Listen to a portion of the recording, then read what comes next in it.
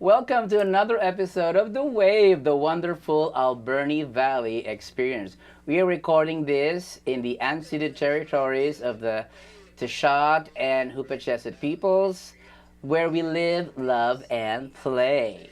We are going to be having a wonderful discussion today with my very special guest. But before that, we have to do this. Let's look at the OBB.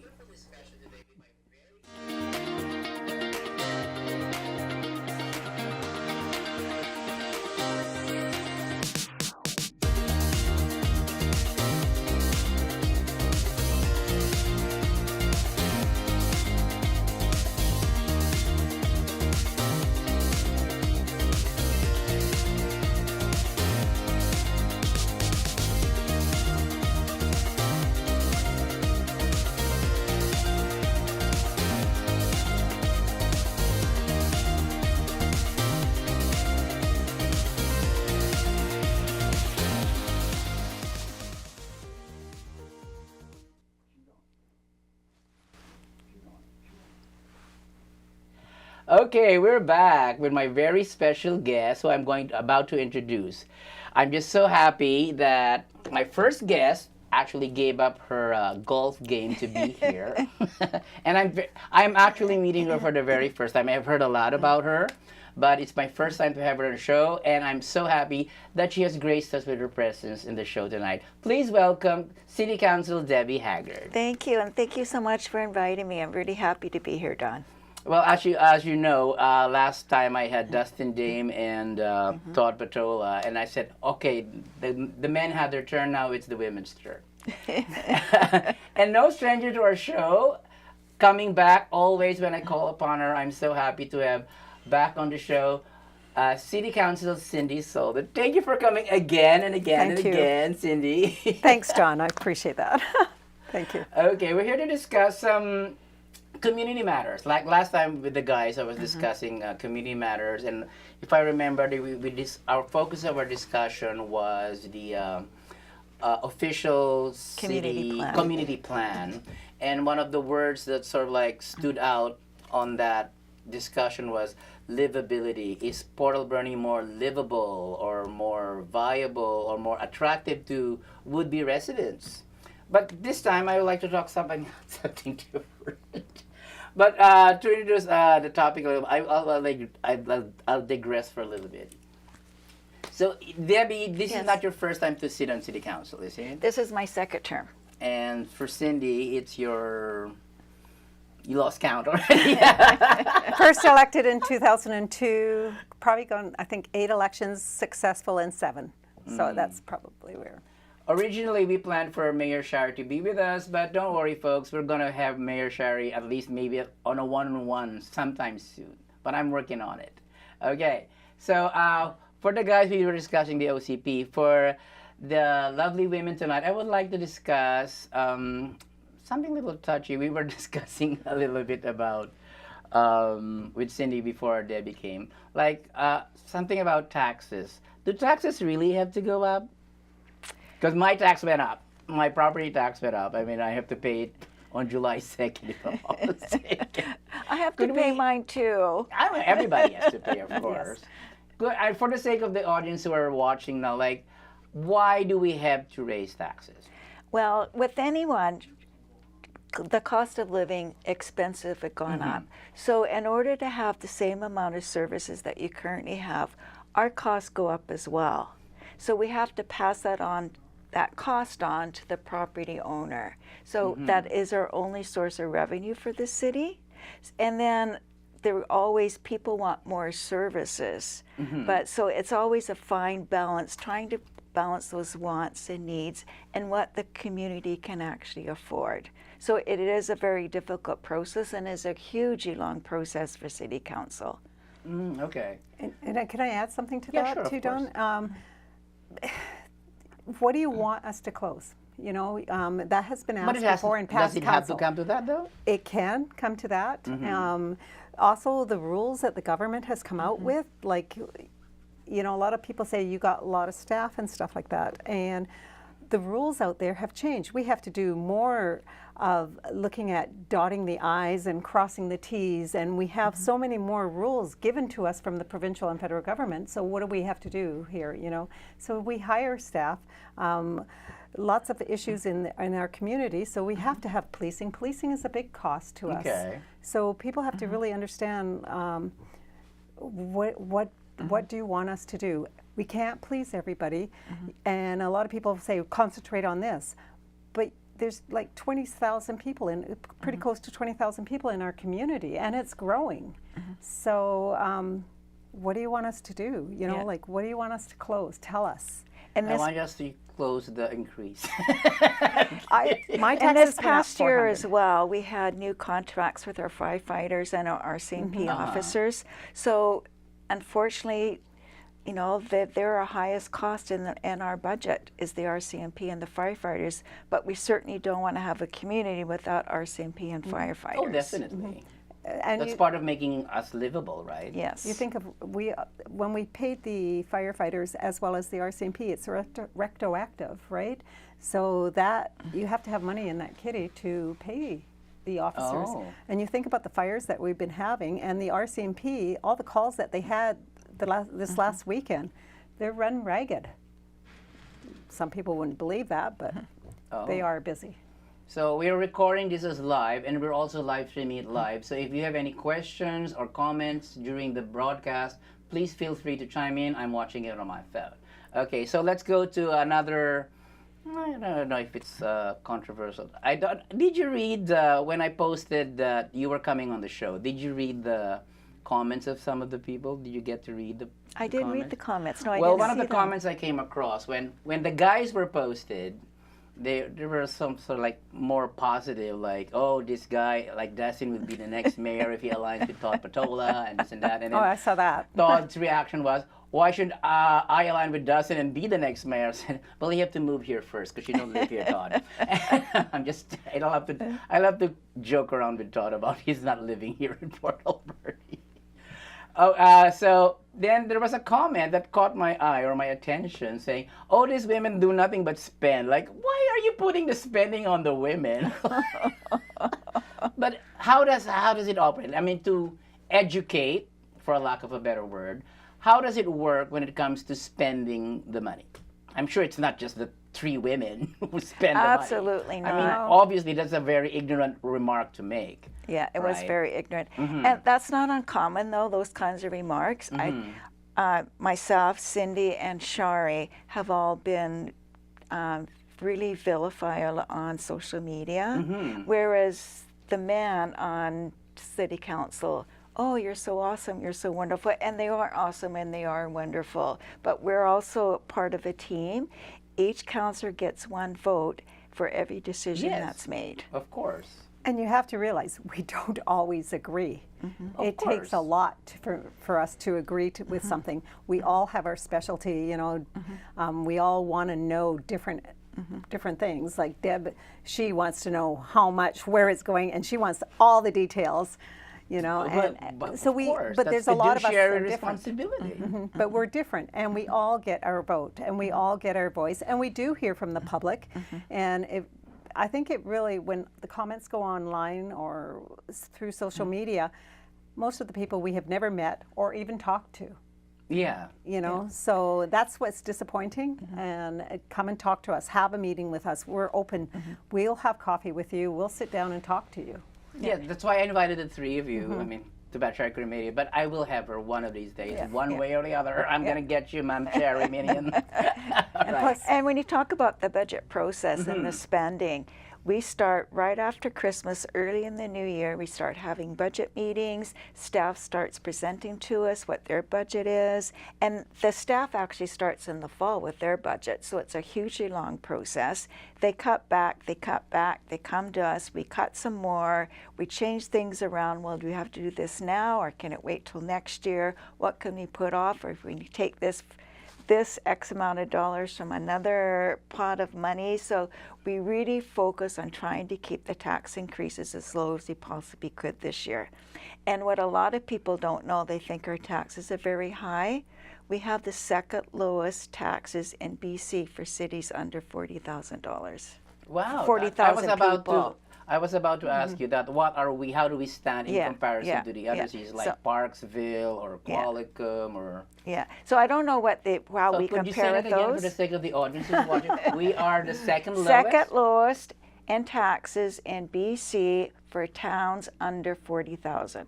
Good to know. I'm kind of relieved, kind of. So I know nobody likes to pay taxes, but I think we've done a pretty good job over the years keeping our tax increases as low as we possibly can. Okay, that's so. Thank you for sharing that.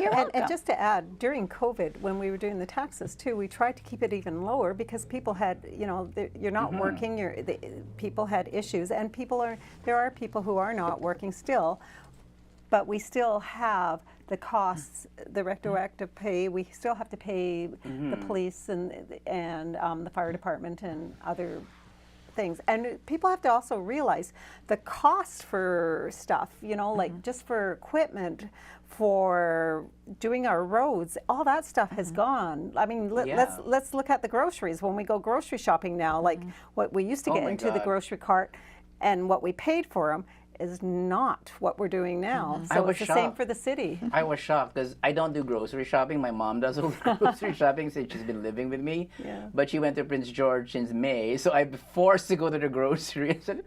I said, I'm paying this much for this little? I even took a picture. So there's lots of things that are happening, and I've noticed people have spent less too, or out and going to restaurants, going to different things, events and that. They're condensing that now. Well, I'm glad to hear what you're saying. So I was just about to ask you, so we do have the money, and then, so where do you think we stand as far as fiduciary responsibility is concerned? Are we in good shape? Well, we just had our annual report, and we had our budget was just audited. I think that's done by the end of May, was it, or the end of June? Or the end of May. So it has been completed, and we always get really good marks from our auditor. And anybody that wants to take a look at our audit report, it is online. You can go to the city website, take a look at it, and... so we're not overspending, we're not over budget, we're not overstaffed. Actually, our staff is less than what it was like 10 years ago. Yeah, we had a report that came out at one of our council meetings just recently, or the committee of the whole meeting, and it gave a report on our staffing. They can take a look, Okay. So we actually have less staff than we used to. So we're actually understaffed, not overstaffed. Okay. For a community of this size, we're understaffed. So I heard something said to me, so what is the setup? So you have staff. Is there such a thing as a position called the executive director who does the managing of the affairs of city council? The CAO. The CAO. He is the CAO of the city, and he works very closely with council. Okay. The CAO. So how does that work? Mike Fox. Okay. Well, I'll have to invite him to the show one of these days. Oh, he's fantastic. Okay. We're very lucky to have him. Yes. Okay. So how does that work? We stole him from Alberta.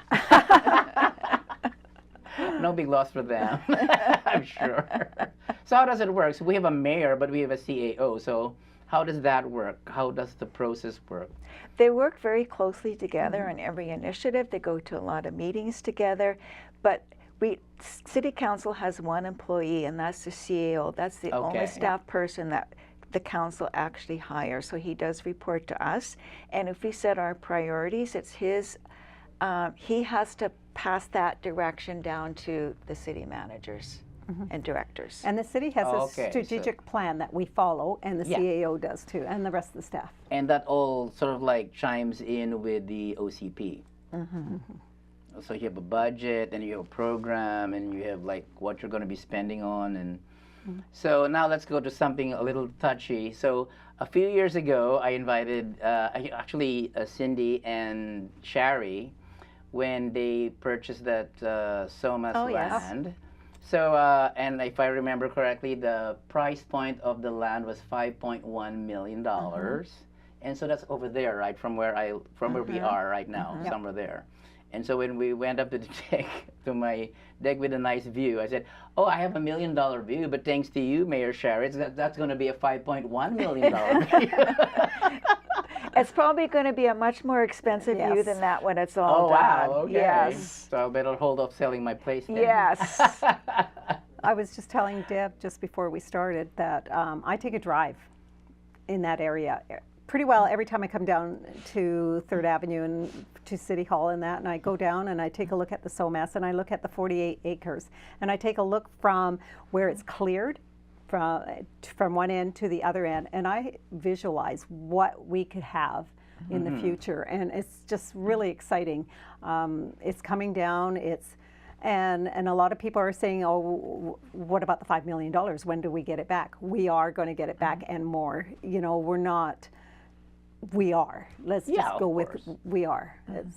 So suffice it to say that you are very responsible when it comes to the fiduciary Absolutely. duties. That and one, everything. Absolutely. And I'm glad to hear what you said. Like Debbie's She is. So are you? Would you consider yourself a numbers person? Like, where did this go? Where did this come from? You know what? I always say I should have been an accountant because I love numbers. Well, you got to be curious though. What's your background? Are you a financial Well, I used to planner, work. or- I used to work at the Royal Bank for over 20 years. Oh, my favorite bank. Oh, thank you. And then I decided I needed a change, so I ended up working for Community Futures, a small business and economic development. So I think that background really set me up nicely for being a city councilor. Oh, okay. And it does, when I said this, it complements Deb. And everybody in council has their Yeah, there are special fields. special Yeah. field, and it complements. And that's really important. You have to have a diversified council, because then you're all going to do the same thing. Yeah. And you're going to ask, you know, the questions aren't going to be asked. And I There's no believe this council supplementation or does. complementary, you know. We might not complementing always each other. agree with what you're That's asking, part of the but process. You don't want yes men in your council. and it's Right. rough because I'm a yesterday person. You're going to do it yesterday, and Oh my God, you're council has reminding me of heard my this. mentor. Yeah.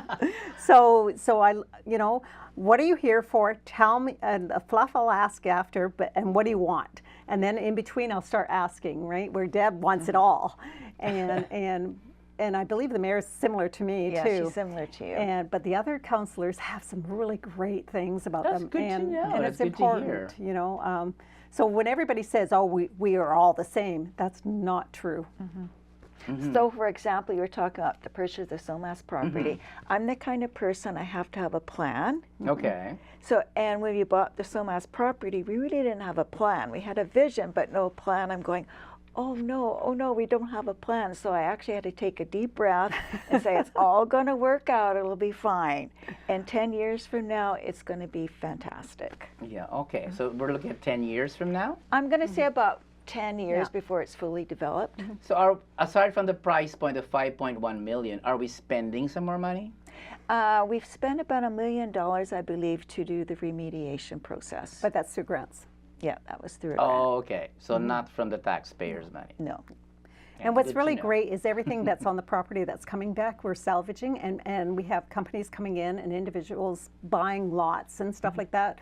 So, and how much went to the landfill? Yeah, I was going to say that what I'm really, really super proud of is we have been able to either reuse or repurpose or sell 95% Wow. of everything that was down there. So very, very little of that property has gone to the landfill. And that's just fantastic. And North Island College is involved, and they're learning how to take a building down and Okay. salvaging, and that's part of a course. So I think that's really important, because look how many buildings are around different communities that are that need Yes. salvaging, right? So people, you know, like when I voted on the SOMAS, it was because I knew the money was going to come back, you know, and that we have an amazing developer who is Correct me if I'm wrong, though.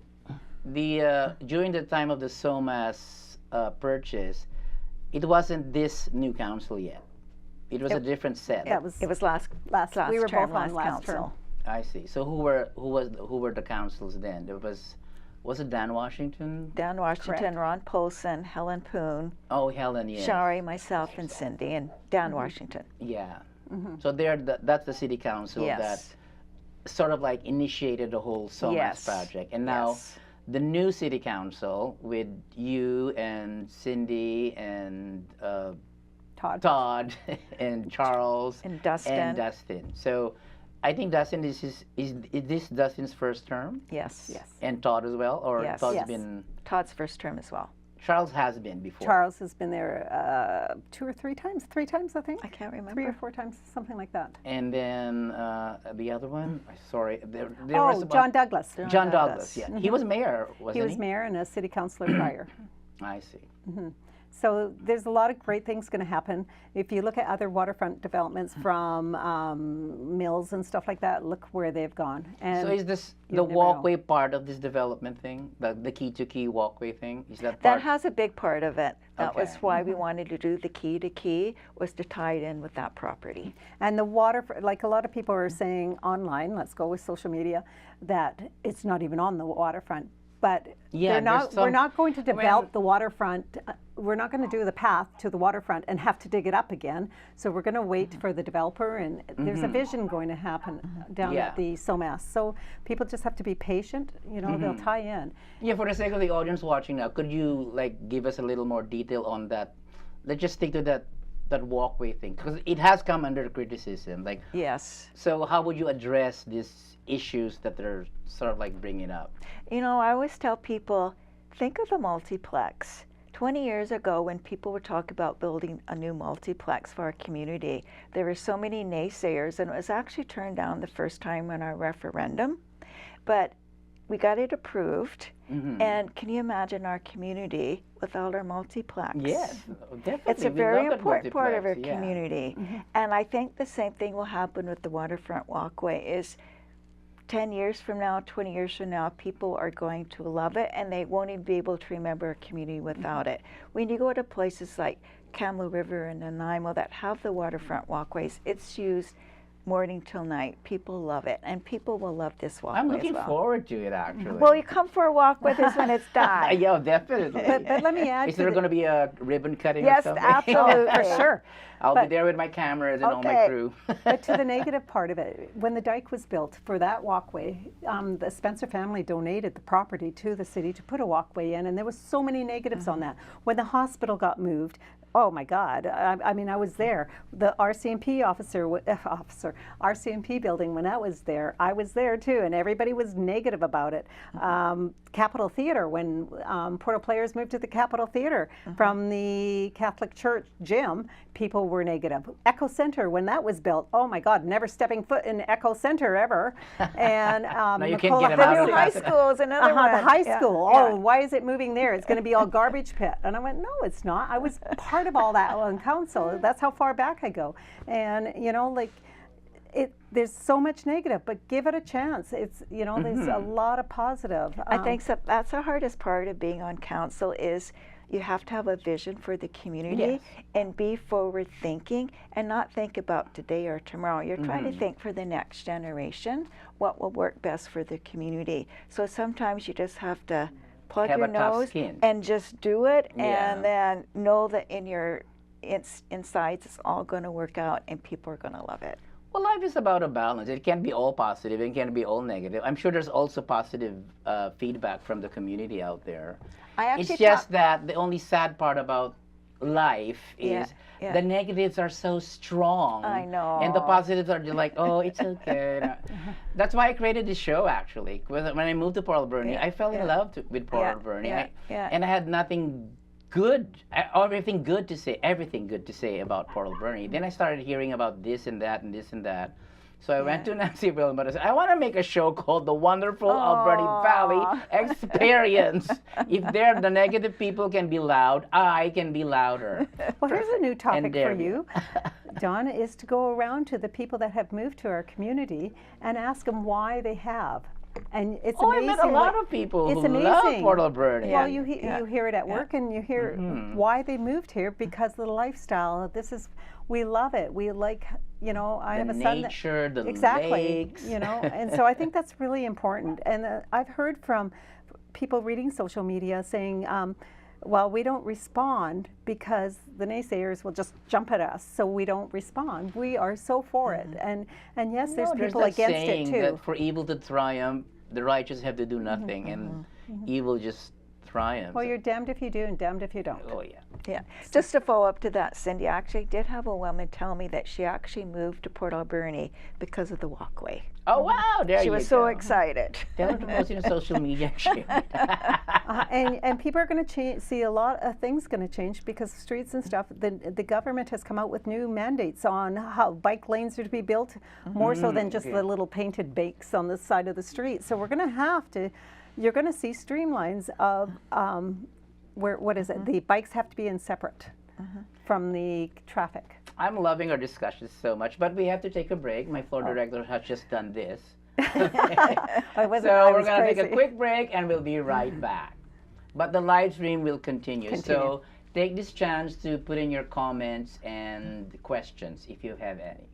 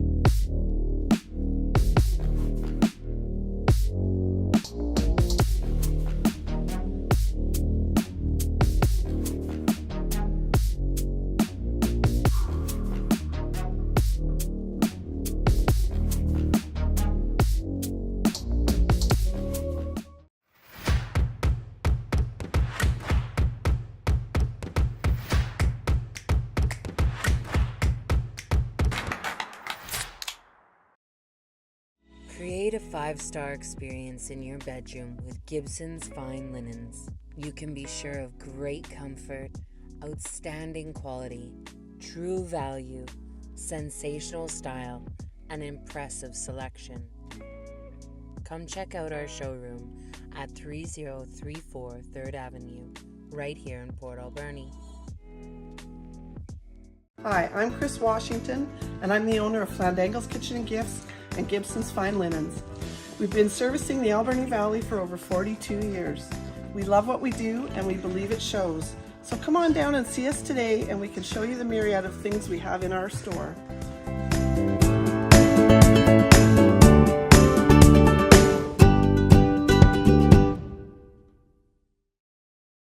Gibson's Fine Linens presents the 5 greats of a 5-star bedroom.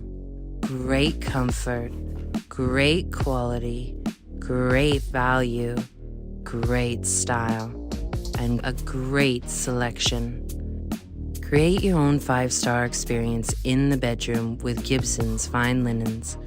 They're not just good, they're great. Breaking news. Business owners who use video ads have shown growth of more than 50% over their competition. A well-produced video ad is just the thing that your business needs to take it to the next level. At Rainbow Wave Productions, we have the right tools and resources to create, execute, and deliver the video ad that's right for your business. Click the link below to book a free consultation today.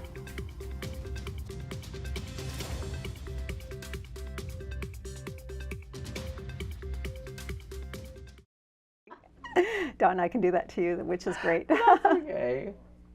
Okay, we're back, and I'm still having my wonderful discussion with Deb and Cindy. Let me say how thankful I am that you made it to the show tonight. So now, last time when I had City Council Todd Petrola and Dustin Damier, they talked about the official community plan. I thought it was I thought it was something else. Anyway, OCP meant something else. But now I'm educated enough to say it's the official community plan, and the guys sort of like share their take on it. So I'll start with Deb.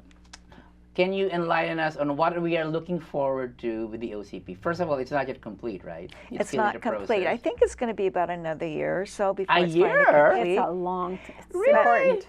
The official community plan we have now is severely outdated. It's about 15 years old at least. So it was way overdue for Well, didn't the fresh up. former city council address the issue before? No, we Or didn't. not just now? Okay. Just this one, yeah. So, Okay. I mean, we started plans. We knew we wanted to do it. We knew it had to be updated. So, official community plan is like a roadmap. Where do you see your community going? What kind of community do you want to see in 5 years, 10 years, 20 years? So, even though you're supposed to update your community plan every 5 years, you're setting the tone and the path for the next 20 years. Where do you want to go? So it's really about having that vision about your community. I see. Okay, so what's in store, Cindy? What's in store? It's up to the public. That's why we've been going around talking to the public. What do they see as their vision? We have addressed our vision, but we want to hear from the public, and that's really important. I think that's finished. We'll be going back to the public after it's So put how is together. the public heard? They have to go to your meetings or online? The OCP plan, the planner and everybody have, and they've gone around to We've had different open areas. houses. We've had yes. Okay. meetings at Echo Center. We've had pop-ups at different places in the community. So we're trying to get as much different community input as we possibly We've can. gone to the high school. We've gone to North Island College. We've asked the younger, kids coming out of school. And it was an elementary school as well, And too. that's Yes. right, in elementary school. They all had input. So Okay. once it's put together, presented to council, it'll go back out to the drawing board again. We want to get it right because it's not just our community, council's community. It's everybody's community. It's really important. And if you haven't been out to and gone to one of the OCP, it's really important that people do go out and do that.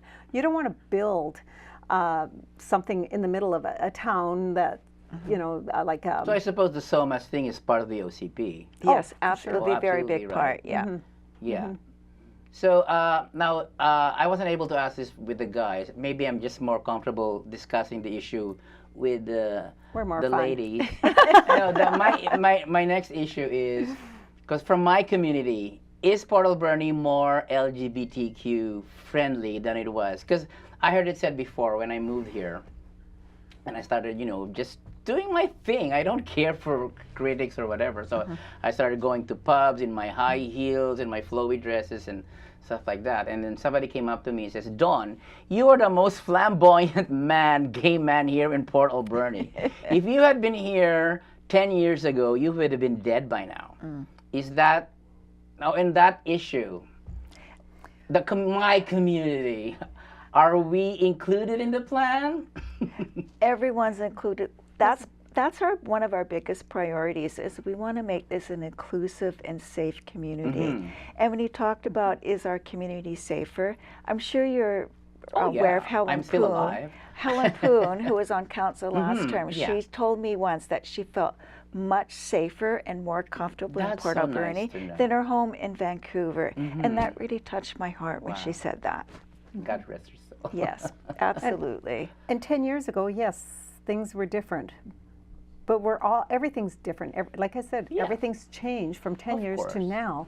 And maybe there is probably people who are not accepted, but I don't call them dinosaurs. They'll die out soon enough. But the world's changed. Let's move on and accept people for who they are. Exactly. The color of their skin, their sexual orientation. I don't care how they want to dress. It doesn't matter. We're all human beings, and we all have a right to be on this earth. Oh, exactly. And in Port Alberni. Move to Port Alberni. I don't know. I have no regrets being who I am the way I am because I had color to this community. So. To my critics, you can go suck an egg. Anyway. So let's get back to the OCP. So let's get back to the OCP. What else? What other issues are being addressed in the OCP? The livability, like lessening crime, because we do have a high rate of like drug, The drug opioid abuse. crisis is Yeah. extremely bad, and we had a lot of medical calls on the weekend because there's some really bad drugs going around Port Alberni right now, which is extremely frightening if you're in that world. I think there was like 8 overdose calls on the weekend, all within a little yeah. bit short amount of time. Yeah. So we're really struggling in that, but we're really working hard to get some stabilization beds in our community, and hopefully a short-term model is going to be coming soon, and we're working on a longer-term model, but that's about 3 to 5 years out, but we need help right now for people that are in the opioid crisis. Yeah. And if anybody's looking at taking drugs and that, look at what you're taking, because what's mixed in them, you know, I don't want to see them. Yeah, I know. Yeah, it's pretty sad. But I had a topic, we discussed a topic some time ago. It is not just, one of my guests said it's not just a crisis now, it's a catastrophe. But it's not local to Absolutely. Port Alberni. No. I mean, the whole world. It's not just Port Alberni. Yes. You're absolutely right. I just read something about somewhere in Europe or Asia area that it was really bad. They had a bad situation going on, so it's not just in Port Alberni. But right now, my concern is Port Alberni, and your concern is too, and the citizens. So if you know anybody going out there and want to try drugs, just Get it tested. yeah. Oh, I just popped in. Dustin Dame is watching. Hi, Dustin. Hi, Dustin. Hi, Dustin. So I worry about the safety, Yes. you know, and yeah, it's sad. What about, so I just popped into my head. What about our parks and are we up to date with keeping the parks clean and safe for the children especially? That's a really difficult subject because, as you know, drugs are illegal to take, and you can't, if somebody goes to a park to take drugs, you can't ask them to leave because it's legal. However, if you're a parent or a grandparent, you're at the park with your children, you don't want them to expose and make it normal or make it seem okay. So that's I don't know. I'm just really, I don't know what to do about that. I have a hard time with that, you know, like the distance from a So park does it and fall stuff. under the scope of the bylaw officers or the RCMP? Well, neither, because taking drugs is legal. You can't ask them to leave. Yeah, but for example, you can't drink in public, you can't smoke in public, but you can take drugs in public? Yes. Is that right? I thought the government, though, just clarifying this. I heard there was some kind of The government said revision. no revision, yes. They were trying to do that, but they hasn't got been. put on hold. Okay. So it's on hold still. The government was trying to put restrictions on where people could take drugs, such as parks and in front of businesses and places like that. Because I agree, you can't smoke or drink, but you can do drugs. Yeah, which that's- doesn't make sense It to doesn't me make sense. either. But again, here's an idea though. Can't that issue be addressed from a bylaw standpoint? No, because the provincial government says that it's legal. Okay. RCMP can't go and arrest somebody because they're No, just like Doing something. you're littering. Isn't littering a crime? not a You're littering your drug paraphernalia. You're dropping your needles and your think that's- wrappers. throwing garbage on the ground Yeah. and doing drugs, two different things to me. No, like because that's the byproduct. I mean, you see needles in the park, so isn't Yeah, but that a crime? how does the bylaw officer have the ability to catch somebody littering? Yeah, that's true. We have one bylaw officer Yeah. at this moment, and we're And how many short. RCMP do we have? Because we 42? increased our RCMP. That's why you were saying our taxes went up because we increased some services. Because we had to hire additional RCMP people, wasn't We it? have 34 RCMP right now. Oh, okay. 34 RCMP and one by law. I thought that we had 2. That person's on leave right now. Oh, I see. So all the bylaw officer is responding to at this present time is if safety, the highest safety issues. Those little things like littering, they just don't have the ability to yeah, and go on those calls right now. I suppose so. And just to speaking of the bylaw officer, when you see something's wrong or something, you know, like, hey, they're littering or whatever you want to do, go to the bylaw office. You know, if you're not happy with your neighbor or something like that, go to the bylaw officer. The bylaw officer does not drive around and go, oh, they're breaking the bylaw. It's complaint driven. And I think that's really important to note that, we hear a lot, oh, the bylaw officer's not doing anything. Well, we don't know. They don't know what's happening behind somewhere. They only can do what they can do. That's One right. person. Right. Think of Yeah. one person. It can't be everywhere. I get a lot. You get people asking you about it, and I get a lot of people, and I'm sure the rest of council does too. So we do our own little checking. So does the SPCA have more people than the bylaw? Because I don't know. I just laugh at. I got 3 notices from the SPCA, and I just laugh. SPCA is contracted to the city, right? So just, really? just to be clear on that, right?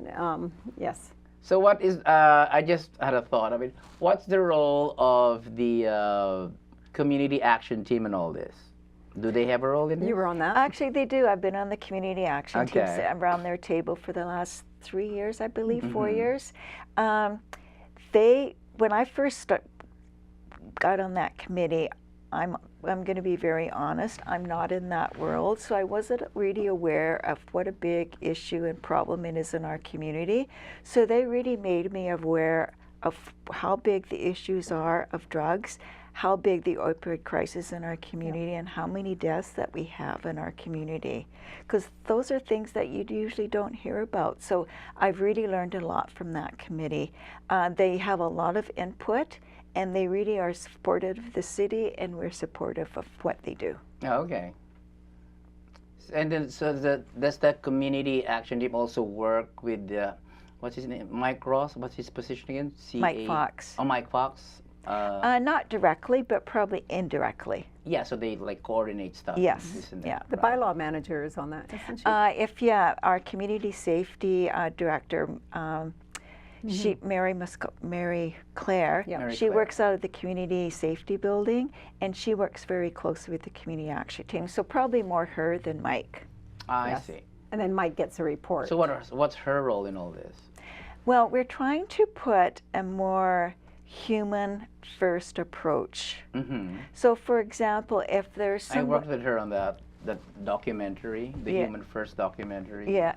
So, for example, if somebody reports a camper that's living in Dry Creek Park, we don't send bylaw out to kick them out.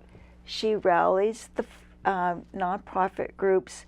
Where can we get this person housing? Who can help them? Put up your hand. Let's go help this person.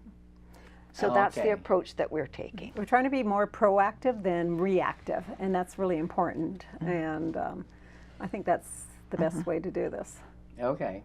So again, I'll go back to why is it taking so long? For How the OCP to be completed? It's a very long process, hugely. Is it a Because- necessary long process? Yes. Okay. I'm trying to understand, right? But we're not the only community working on their OCP, because yeah. we have Yeah. to do it now. We're regulated now every 5 years, I Every believe. 5 years. And I see. so as it stands, how long have you been at it? 3 About- years, 2 years? No, about a year and a half. yeah. Oh, okay, okay. So yeah, no. So that's by being and the this is being standard. proactive and getting out there and engaging the community. So it's necessary. I see. Yeah. Okay, so you're still in the process of, so there's like around engaging and consulting with the community, and then you sort of like summarize and like knit it all together and go back to the community. Like, hey, this is what we came up so far, and then another process. Well, that would be a really great topic for you to bring in the planning department to talk about the OCP plan and how it works and everything like that, because there's a lot of tentacles, I guess, to the OCP. Yeah, lots of, you know. Yeah, feelers, and I would call them and have that interview with them. Okay. But as a city council, Yeah. I mean, you're aware of everything that's going on, I suppose. Yeah, we're not. We haven't seen the final results. Yeah, we don't get down to the nuts and Yes. bolts Well, yeah, because that's not staff's your- job. Yeah, Yeah. They don't bring micromanage. That's we why don't we hire. micromanage. No, Yeah. If you do, I would not vote for you. I'm kidding. that's not our job to micromanage. Our job is just to Yes. say, "This is our vision. This is what we want you to do." Uh-huh. I see. I see. That's Mike Fox's, who's the CAO.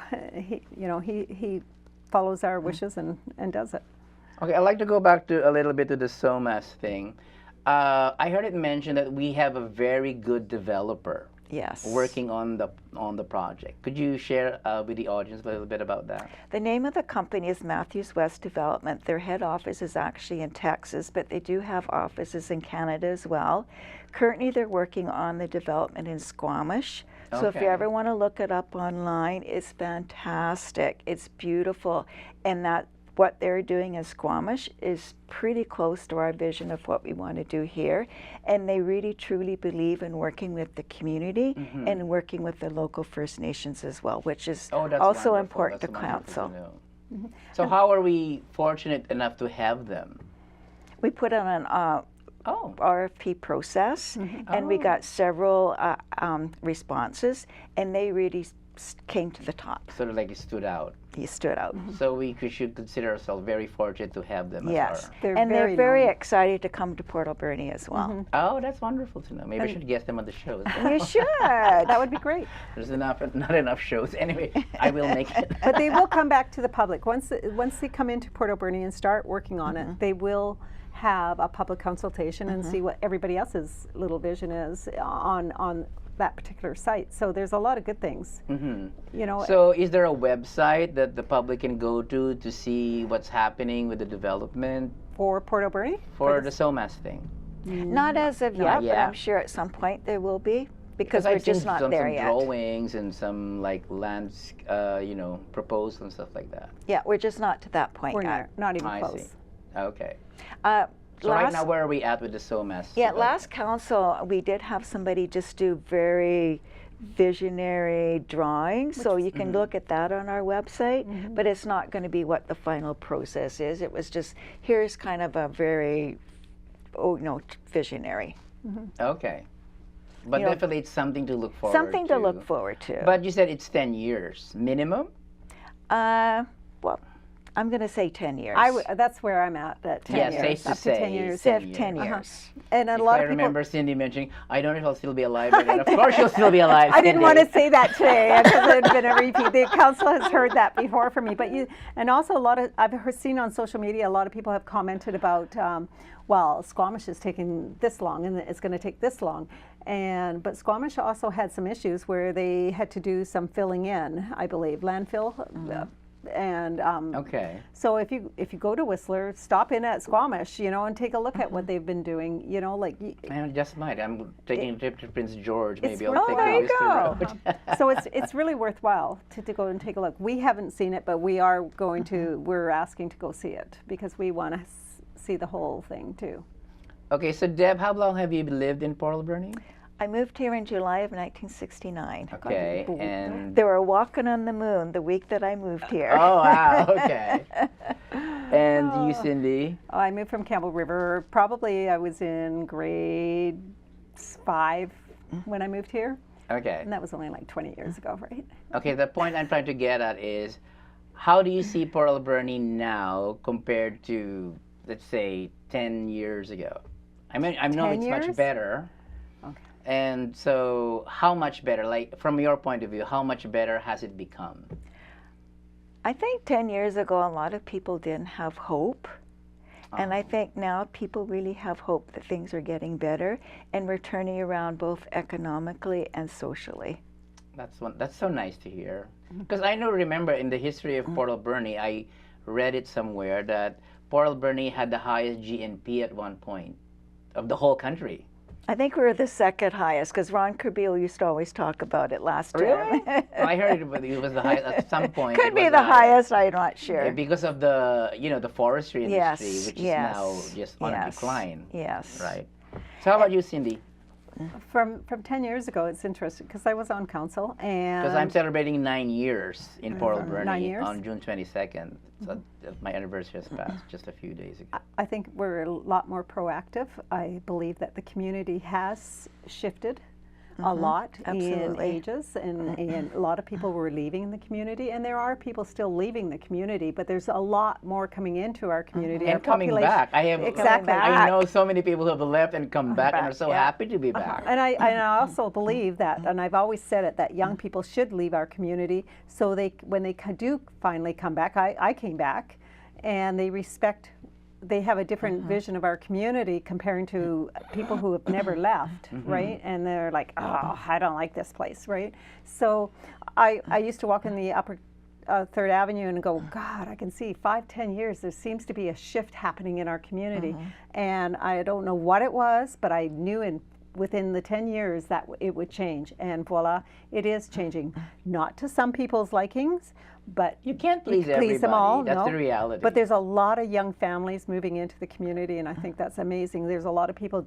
I don't know if COVID helped that. I can't answer that. Yeah, I because think people part- found out they could work at home now. So we now want to get rid of our places in Vancouver and move to Port Alberni and what they could buy. Look at the rents where they're going and Yeah, stuff definitely. like that. So I do believe that we're a lot more proactive, and we're not working on trying to keep what we have. We're also focusing on other things and bringing businesses in, and not necessarily, we used to look at bringing in industry in, and the major big businesses industry, and we're now looking at little mom and pop operations and stuff, and that's going to make our community thrive. Oh, definitely. So there are some chains coming in, but one or two that I know of. But the thing is, our community has changed, and No. it will continue I to think shift. the biggest critics of Port Alberni are the people who lived here,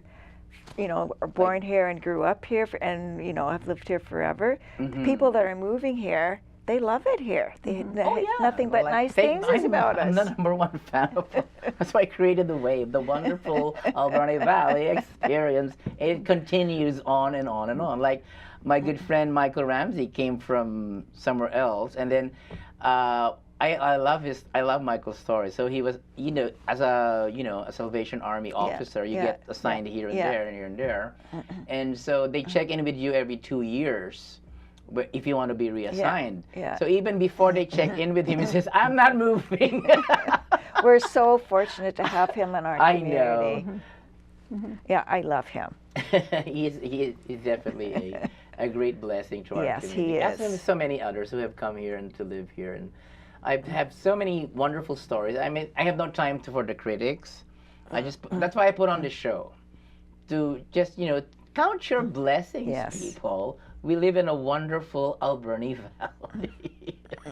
Yeah, And it's getting better and better and better. well, what's really great about Port Alberni too is how many times you walk down the street and you go hi, hi, hi, hi, and you go to Yeah. Vancouver and I go hi, hi, and everybody looks at me like I'm You're gonna kind of mug crazy, them. yeah. And it's like, whoa, but in Port we can do that. It is, yeah. It's so wonderful. Like I was the mayor actu- can walk around like without bodyguards. I was actually in a meeting with the director from Island Health a couple of weeks ago, and we were talking about our shortage of medical personnel in our community.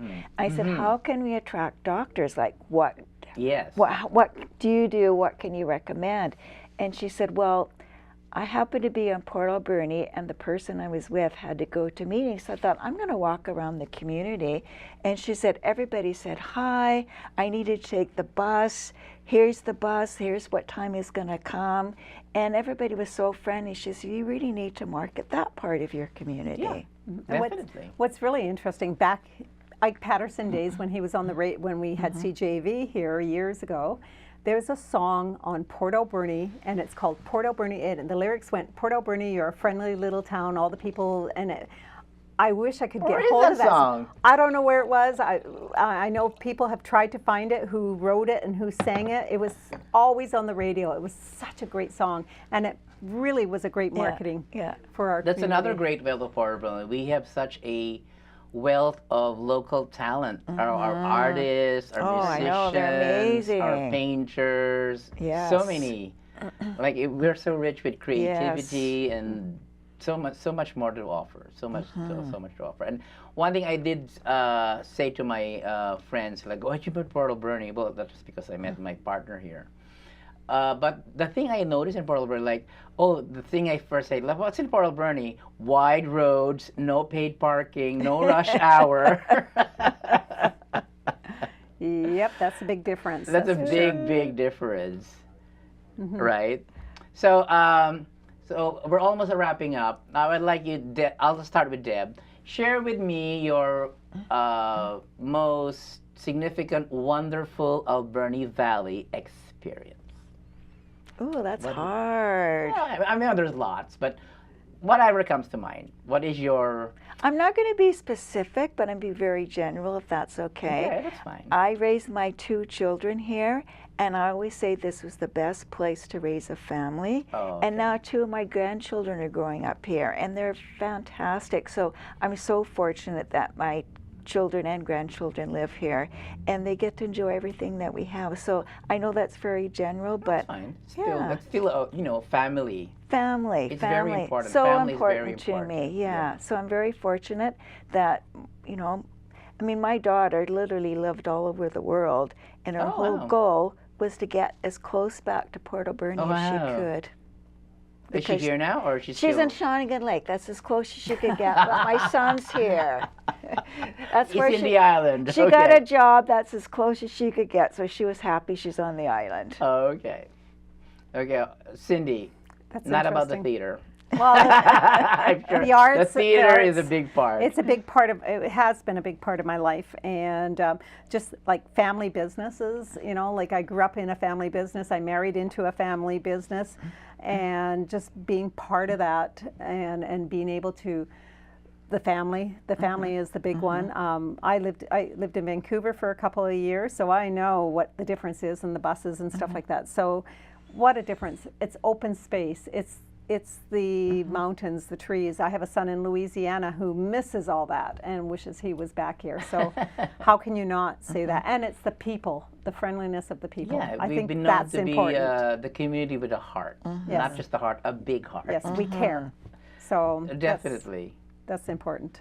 Yeah, my wonderful Alberni Valley experience continues to become better and better and better. And okay, I'm getting the signal again. This has been a wonderful, wonderful discussion. I hope to have you back soon again, and I'm sure there'll be other more interesting topics to talk about. So, any last words from I would you, just say Debbie? thank you so much for having me. I was so nervous, but this has been so much fun. It's like I've known you all my life. Well, yeah, it's our first time to meet. I've heard about you, but I'm just so honored that you. And she gave up her golf game. I'll never forget that. So you play golf. Maybe I'll come out and play golf sometime. Yeah, absolutely. And Cindy? I just think having this discussion is like having coffee with friends, right? And letting the community know what's happening and what we believe in. And that's really important to me. Okay. Thank you for watching. I'm your host, Don Tecson. We will see you next time on The Wave.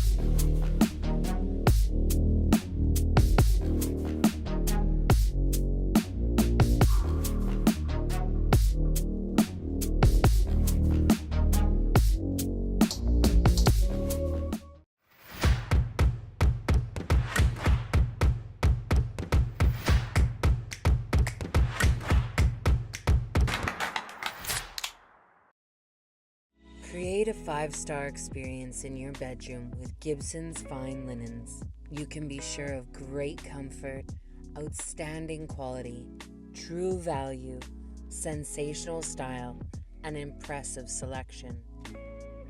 Come check out our showroom at 3034 3rd Avenue, right here in Port Alberni. Hi, I'm Chris Washington, and I'm the owner of Flandangle's Kitchen and Gifts and Gibson's Fine Linens. We've been servicing the Alberni Valley for over 42 years. We love what we do and we believe it shows. So come on down and see us today and we can show you the myriad of things we have in our store.